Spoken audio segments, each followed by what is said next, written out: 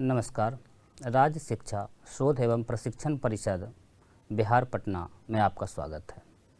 वर्ग सप्तम में राशियों की तुलना में एक चैप्टर है समानुपात, उसके बारे में आज हम लोग जानेंगे। समानुपात जैसा कि नाम से स्पष्ट है कि समान अनुपात हो, उसके लिए आइए हम पहले एक चित्र देखते हैं और चित्र के माध्यम से बात करते हैं। अभी आपके स्क्रीन पर एक चित्र आया है। बच्चों देखिए, क्या इसमें कुछ गड़बड़ दिख रहा है? कुछ एबनॉर्मल है, कुछ अलग सा है? हाँ, आप पा रहे हैं बिल्कुल सही कि दोनों चित्र में कुछ कुछ एबनॉर्मल है। जैसे पहले चित्र में आपने देखा कि सर की लंबाई अत्यधिक है, यानी वो देखने से ही स्पष्ट पता चलता है कि इसमें सर की ऊंचाई अधिक हो गई है। जबकि दूसरे चित्र में आप देखेंगे तो पाएंगे कि हाथ की लंबाई काफ़ी अधिक है। यानी हमारे शरीर में भी सर की लंबाई और शरीर की लंबाई के बीच एक अनुपात है। हाथ की लंबाई और शरीर की लंबाई के बीच एक अनुपात है। जैसे ही वो अनुपात गड़बड़ होता है तो स्पष्ट दिख जाता है। अब ये जो अनुपात है ये कैसे होना चाहिए था?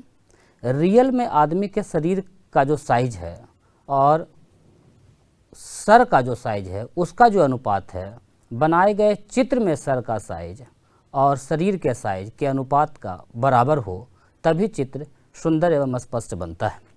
ठीक उसी प्रकार से दूसरे चित्र में भी हाथ की लंबाई और शरीर की लंबाई रियल में जो अनुपात है वही चित्र का भी अनुपात होना चाहिए।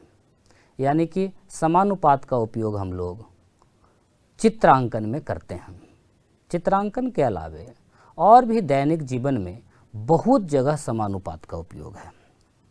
आप पाएंगे कि आप अपने दैनिक जीवन में जो पेपर का उपयोग करते हैं, अक्सर आपने फ़ोटोकॉपी जेरोक्स करवाया होगा तो नाम सुना होगा A4 साइज पेपर, देखा भी होगा आपने, जो फ़ोटोकॉपी का पेज होता है। कभी आपने गौर किया है कि उसका जो साइज होता है वो सब जगह, सिर्फ यही नहीं, इंटरनेशनली स्तर पर वो सब जगह सेम होता है, बराबर होता है। वो जो A4 साइज है आपका, जैसे देखिए हम एक पेज आपको दिखा रहे हैं A4 साइज का। ये जो A4 साइज का आप पेज देख रहे हैं, इसकी लंबाई और चौड़ाई का जो अनुपात है वो हमेशा फिक्स है। आप यदि इसको मेजर करके देखेंगे, नाप के देखेंगे, तो पाएंगे कि इसकी चौड़ाई 210 mm 21 सेंटीमीटर लगभग होता है और जो लंबाई है ये 297 mm होता है। आप इसको नाप कर देख सकते हैं, कहीं भी आपको इसी साइज में पेपर मिलेगा। अब जैसे इसका नाम है A4 साइज पेपर, तो A3 भी आता होगा, A2 भी आता होगा, A1 भी, A5 भी, A6 भी। आखिर ये है क्या? ये रोज़मर्रा में उपयोग हो रहा है, इसलिए थोड़ा सा इसको हम लोग जान लेते हैं। इसके लंबाई और चौड़ाई का यदि अनुपात आप निकालेंगे तो ये आता है 1.4142 अनुपात 1। 1.4142 किसका मान है? कुछ याद आ रहा है आपको? बिल्कुल, √2 का वैल्यू है। एक्चुअली इसकी लंबाई और चौड़ाई के जो बीच अनुपात है वो √2 अनुपात 1 के बराबर होता है। ये जो पेपर है इसमें अगर हम दो पेज को मिला लें, इसकी चौड़ाई को यदि इस प्रकार से बढ़ा दिया जाए, इस प्रकार से, अब जो पेपर साइज बन रहा है ये A3 साइज कहलाता है। ठीक इसी प्रकार से इसकी चौड़ाई को फिर से अगर 2 टाइम्स कर दें, तब जो साइज बनेगा वो A2 बनेगा। अर्थात जैसे जैसे हम A4 से A3, A2, A1 की ओर जा रहे हैं, वैसे वैसे इसका साइज और बढ़ता जा रहा है। आप जानिए कि A1 का साइज और A0 के साइज में कौन सा बड़ा पेपर होगा? हाँ बिल्कुल, A0 का बड़ा होगा और A1 का छोटा होगा। ठीक उसी प्रकार से इसका साइज छोटा भी होता है, A4 से छोटा A5 हो जाएगा। कैसे होगा A5? जैसे ये जो आपका साइज है, इसको यदि हम इस प्रकार से लंबाई के हिसाब से आधे कर दें, अब जो ये साइज बन गया, इस पेपर का जो साइज हो गया ये A5 हो गया। खास बात ये है कि A4 साइज के लंबाई और चौड़ाई का अनुपात और A5 साइज के पेपर का लंबाई और चौड़ाई का अनुपात एकदम समान होगा। उसी प्रकार से A4 साइज और A3 साइज या A2 साइज, कोई भी साइज है, उसकी यदि लंबाई और चौड़ाई का अनुपात आप निकालेंगे तो हमेशा बराबर आएगा। और वो कितना आएगा बराबर? √2:1। अब चूंकि सब जगह अनुपात बराबर है तो जो तुल्य अनुपात हुआ या बराबर अनुपात हुआ उसी का हम एक दूसरा नाम समानुपात देते हैं। समानुपात का उपयोग पेपर साइज में आपने देखा, चित्रांकन में देखा, इसके अलावे और आप सोचिए दैनिक जीवन में कहाँ कहाँ उपयोग होता होगा। बहुत सारी चीज़ें हैं जो बिल्कुल एकदम साइज से बनता है। जैसे झंडा आपने कभी देखा, झंडा छोटा हो या बड़ा हो, उसके लंबाई और चौड़ाई का जो अनुपात है हमेशा एक समान होता है। वैसे कुछ चित्र आपके स्क्रीन पर भी चल रहे हैं, आप देखिए, पाइएगा कि यहाँ एक झंडा बड़ा है, एक छोटा है। आप भी 15 अगस्त 26 जनवरी में झंडा खरीदते हैं, उसकी लंबाई और चौड़ाई नापिए आप, किसी के भी झंडे का, अपने झंडे का, अपने मित्र के झंडे का, विद्यालय के झंडे का जो बड़ा होता है, आप पाएंगे कि उसकी लंबाई और चौड़ाई का अनुपात हमेशा समान है, 3:2। यानी झंडा बड़ा हो या छोटा हो है हमेशा समानुपात में ही। ऐसे नहीं कि अपने मन से लंबा ज़्यादा बना दिया या चौड़ा ज़्यादा बना दिया, ऐसा कुछ नहीं है। इसके अलावे इंडियन पोस्ट ऑफिस में जो पोस्ट कार्ड वगैरह चलता है उसे भी आप देख सकते हैं, चित्र में दिखाया गया है। घरों में अब तो कम देखने को मिलता है, हालांकि अभी भी प्रचलन में है। ये भी एक साइज है, ये जो हम A4 साइज का आपको दिखा रहे थे पेपर, इसी को छोटा करके post card size, stamp size बनाया जाता है। समझते हैं, जैसे फ़ोटो जो आप बनाते हैं स्टाम्प साइज में, वो स्टाम्प साइज सब जगह सेम रहेगा। तो आपने जाना कि दैनिक जीवन में भी समानुपात का सब जगह उपयोग है। जरा सा भी अनुपात अगर गड़बड़ होता है तो स्पष्ट दिख जाता है कि ये चीज़ ठीक नहीं है, ये गड़बड़ है। तो इस प्रकार से अब हम समानुपात को विशेष चलिए बोर्ड पर समझते हैं। अब हम लोग समानुपात को थोड़ा बोर्ड पर भी समझते हैं।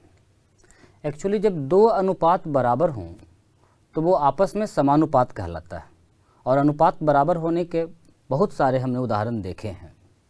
और ये जो समानुपात कहलाएगा तो इसका चिन्ह हम लोग कुछ इस प्रकार से देते हैं, इस प्रकार से 4 बिंदु लगा करके। अनुपात में कैसे दे रहे थे? हाँ, 2 बिंदु लगा करके, और समानुपात में हम लोग 4 बिंदु लगाते हैं। आइए कुछ उदाहरण देखते हैं। जैसे 2 कलम का मूल्य 10 रुपया है। तो आप लोग 7 में पढ़ रहे हैं, खुद से कलम खरीद लेते हूँ। और यदि ऐसा ही हम 5 कलम खरीद लें तो कितना रुपया आपको देना होगा? सही कहा आपने, 25 रुपया लगेंगे। अब जरा समझिए कि कलम की संख्या और उसका मूल्य, इसके अनुपात की यदि हम बात करें तो कलम की संख्या का अनुपात क्या होगा? कलम या कलम की संख्या और उसके मूल्य का अनुपात, उसके मूल्य का अनुपात आइए हम लोग याद करते हैं। पहली स्थिति में क्या है? कलम की संख्या 2 और उसका मूल्य कितना है? 10 रुपया। तो इसको यदि अनुपात में बदलें, सरलतम रूप में बदल दें तो क्या हो जाएगा? 1:5। ठीक इसी प्रकार से यदि दूसरी स्थिति के लिए भी हम अनुपात निकालें, किसकी? कलम की संख्या और उसके मूल्य का, तो क्या हो जाएगा? इस बार कलम की संख्या कितनी हो जाएगी? 5 अपॉन अनुपात किसके साथ निकालना? मूल्य के साथ, 25। आइए हल करते हैं। तो कितना हो गया? 1:5। यानी दोनों ही स्थितियों में जब कलम की संख्या बढ़ी तो ठीक उसी प्रकार से, उसी हिसाब से उसका मूल्य भी बढ़ा। अब ये जो अनुपात है ये दोनों बराबर हो गया, इक्वल हो गया, तो हम लोग कहेंगे कि समानुपात है। अर्थात ऐसा कोई भी किसी के वैल्यू बढ़ने से, क्वांटिटी राशि बढ़ने से यदि उसका मूल्य बढ़ता हो, मजदूर का मजदूर की संख्या बढ़ने के हिसाब से बढ़ता हो, या जितना अधिक दिन तक काम कर रहा है वो उतना अधिक दिन तक पैसा उसका बढ़ता हो, ये सब प्रोपोर्शन होता है। सबको आप समानुपात की सहायता से, अनुपात की सहायता से आसानी से बना सकते हैं। इसका हम लोग उदाहरण भी देखेंगे बहुत सारा। फिलहाल पहले तो हम लोग थोड़ा और समझ लें समानुपात को ही। जैसे अब हम थोड़ा उदाहरण दे रहे हैं, ए नाम का एक व्यक्ति है, वो 5,000 रुपया प्रति माह कमाता है, और इसी का एक दोस्त है बी, वो 7,500 रुपया कमाता है। एक अन्य व्यक्ति है सी, जो 4,000 कमाता है, और डी जो है 6,000 कमाता है। आइए, अनुपात हम लोग पहले पढ़ चुके हैं, तो आइए निकालते हैं ए अनुपात बी। क्या हो जाएगा? बिल्कुल बिल्कुल आसान है, आप समझ रहे हैं, कुछ नहीं करना है, दोनों को सिर्फ बटा कर देना है और इसको सरलतम रूप में ले आते हैं। आता है आपको लाने? पढ़ा है आपने, 2:3। उसी प्रकार सी और डी के कमाई का यदि अनुपात निकालें तो हमारा हो जाएगा 4,000 बटा 6,000। यहाँ से भी कितना आ रहा है? 2:3। यानी दोनों ही स्थितियों में अनुपात बराबर आया है। आप पा रहे हैं ए और बी का अनुपात और सी और डी का अनुपात दोनों क्या है? बराबर है। तो हम लोग इसको इस प्रकार लिख सकते हैं कि ए अनुपात बी, और बराबर जो समानुपात होता है उसके लिए हम एक चिन्ह बताए थे आपको, इस चिन्ह का आप उपयोग कर सकते हैं, समानुपात सी अनुपात डी। इस प्रकार से गणित के रूप में लिखा जाएगा। अर्थ क्या होगा इसका? अर्थ आप समझ रहे हैं, ए अनुपात बी का क्या अर्थ होता है? ए बटा बी। और समानुपात का अर्थ क्या बताए थे? दोनों अनुपात बराबर होंगे। सी अनुपात डी का मतलब क्या हुआ? सी बटे डी। अब ये जो आप समानुपात देख रहे हैं 4 पद में, इसके लिए 4 पद लगे हैं, पहले वाले अनुपात में 2 पद और बाद वाले अनुपात में 2 पद। ये जो 4 पद हैं, इसमें बाहर वाले जो पद हैं ए और डी, इसे हम लोग बाह्य पद के नाम से जानते हैं। इसके बीच में यदि संबंध की हम बात करें, रिलेशन क्या होता है, तो इसके आधार पर आप उसका रिलेशन भी बना सकते हैं। कैसे? ए बटा बी बराबर हो रहा है सी बटा डी, और इस प्रकार से जब बराबर का चिन्ह होता है तो आप लोग क्या करते हैं? हाँ, आरे तिरछी गुना, क्रॉस मल्टीप्लिकेशन करते हैं। आइए करते हैं, तो क्या हो जाएगा? ए गुना डी बराबर बी गुना सी। अर्थात यदि कोई 4 पद समानुपात में हो तो उनके बाह्य पदों का जो गुणनफल है, बाहर वाले पदों का जो गुणनफल है, वो आंतरिक दोनों पदों के गुणनफल के बराबर होता है। या दोनों बात, इसका वाइस वर्सा भी ठीक है कि यदि गुणनफल बराबर है तो वो समानुपात में होगा, या ऐसा कहिए कि यदि वो समानुपात में है तो उसका गुणनफल बराबर होगा। ये 4 पद हो गए। इसमें से यदि कोई एक गायब हो जाए और 3 दिया रहे तो चौथा आप आसानी से ज्ञात कर सकते हैं इसी प्रकार से। यानी कोई भी प्रश्न समानुपात का हो जो बराबर अनुपात में बढ़ रहा हो और उसमें से 3 पद देकर कोई एक पद गायब कर दिया जाए तो उसे हम आसानी से यहाँ से ढूंढ सकते हैं। जैसे सपोज मानिए कि हमें दिया गया है कि 10 मजदूर की मजदूरी 1,300 रुपया है प्रति घंटा, और हमसे पूछा गया है कि 15 मजदूर की मजदूरी क्या होगी, ये पूछा गया है। अब देखिए हमने क्या कहा था कि बहुत सारा चीज़ है जो समानुपात में बढ़ता है। जैसे किसी चीज़ के मूल्य की बात हो, मजदूरी की बात हो, ऐसे ऐसे बहुत सारे उदाहरण भी हम लोगों ने देखे, तो इसे आप समानुपात के हिसाब से बना सकते हैं। यानी कि मजदूर की संख्या का अनुपात और उनकी कमाई का अनुपात हमेशा बराबर होगा, या मजदूर की संख्या और उनकी कमाई का अनुपात, फिर मजदूर की संख्या और उनकी कमाई का अनुपात हमेशा बराबर होगा, समानुपात में होगा। इसे अनुक्रमानुपाती भी हम लोग कहते हैं। तो कैसे बनाएंगे हम लोग? हमने कहा कि 10 का अनुपात जो 1,300 के साथ होगा वही अनुपात मतलब समानुपात होगा 15 के साथ भी, जो कि आपको नहीं दिया गया है, गायब है। और नहीं दिया रहता है तो हम लोग क्या करते हैं? मान लेते हैं, कुछ ना कुछ मानक राशि मान लेते हैं, जैसे suppose x y alpha beta, जो भी आपको मानना है मान लीजिए। आइए इसे हम लोग इस प्रकार से डिटेल से भी लिख सकते हैं, या आपको हम सीधे तरीका बता दिए हैं कि बाह्य पदों का गुणनफल आंतरिक पदों के गुणनफल के बराबर होगा। तो क्या हो जाएगा 10x, 10 गुना x बराबर 1300 गुना 15।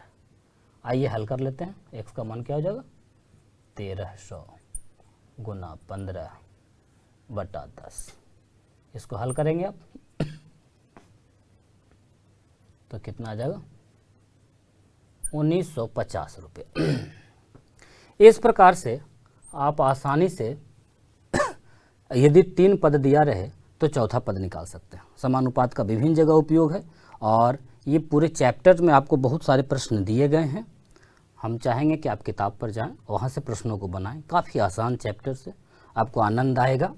आम जीवन से जोड़ के बनाएं, काफ़ी अच्छा लगेगा। इसके अलावे कभी कभी क्या होता है कि 3 ही पद से समानुपात बन जाता है।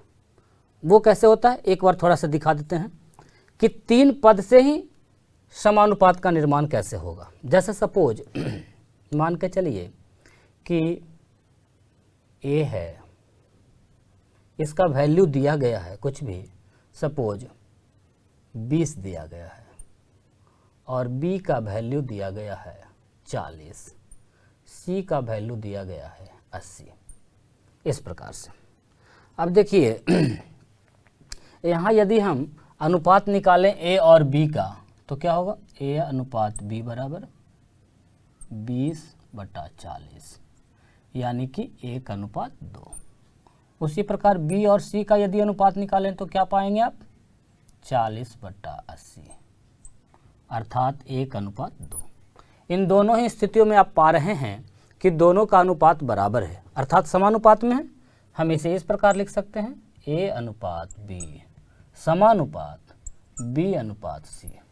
यहाँ कुल पदों की संख्या कितनी है 3, a b और c, और इतना ही से आपका समानुपात का निर्माण हो गया है।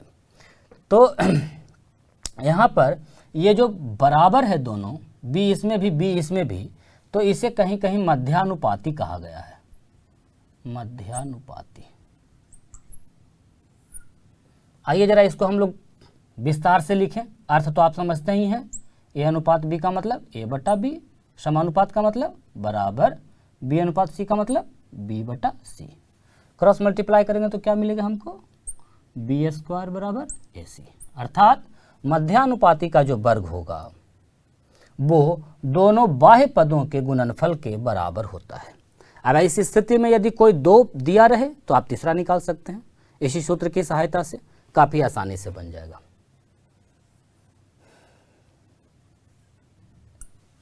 इस प्रकार से समानुपात अब समाप्त करते हैं। अब आप घर पर इसको रिवाइज करें, बनाएं। धन्यवाद।